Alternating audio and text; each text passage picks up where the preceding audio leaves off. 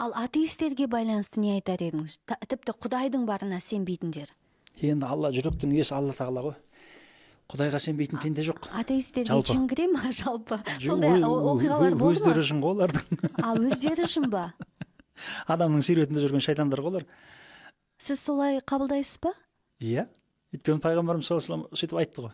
Аллахумма инни аузу бика минаш шаятинил инси вал джин деді. Я Раббым, сенен адамнан болған және жыннан болған шайтандардан пана тілеймін деді. Хадисі бар. Онда сахабалар сұрайды: "Я Расулалла, жынның ғой шайтаны белгілі. Адамның да шайтаны бола ма?" дегенде пайғамбар бәлә дейді.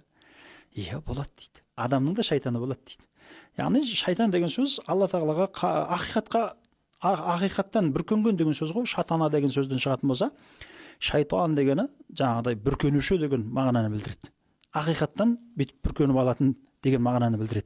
Кез келген ақиқатты жоққа шығарушы адам шайтан. Атеистің дәл сондай.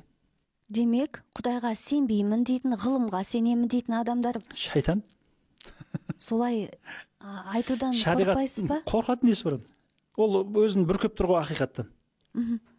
Бұл бір дөрекі, бір боқтық сөз емес қой бұл. Бұл мансықтау да емес. Бұл нәрсенің өз болмысында айту. Қалай бар солай айту. Ол адамның сондай болып кетуіне сонда сол тылсым әлемнің адамның ондай болып кетуіне өзінің тәкаппарлығынан басқа ештеңе себеп емес. Сол адамның тәкаппарлығына. Мен сізге айтам, тағы айтам. Жаңа айтып кеттім, сөз бөлініп кетті. Жалпы атеизм деп жүрген адам Құдайға сенбейтін адам жоқ.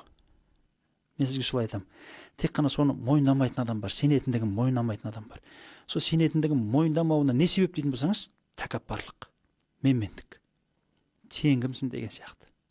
Мәселен, осы шариғатымыздың өзінде сира несінде келеді, пайғамбарымыздың тарихында келеді. Көпшілік арабтың ислам келген уақытта, пайғамбарымыз Мұхаммед жалғыз Аллаға шақырып бастаған уақытта, олардың барлығы бірден қарсы шықты дейді. Сонда бірден қарсы шыққандағы дейді, ақиқатқа көздері жетпегендіктен емес дейді. Олар соның ақиқат екеніне көздері жетті дейді. Олар өздерінің менмендігі себепті дейді. Ал егер сондай адамдар, олардың іс-әрекеті барлығында адамгершілік болса, сіз өзіңіз бағана айтып жатқан адамгершілік, ізгі қасиеттер болса, ағартушылық қасиеттер болса, онда бұл не? Ағартушылық қасиет шайтанда да бар ғой. Адамгершілік қасиетте шайтанда бар ма? Ғалым ғой шайтан. Періштелерге сабақ берген ғой. Әзәзіл дейсіз ғой. Кезінде періштелерді үйреткен. Періштелерге сабақ берген ғой. Кез келген біздің осы отырғанымыздың бәрімізден білімдірек болып тұр ғой. Таңертең мен жүрегім ауырып кетті.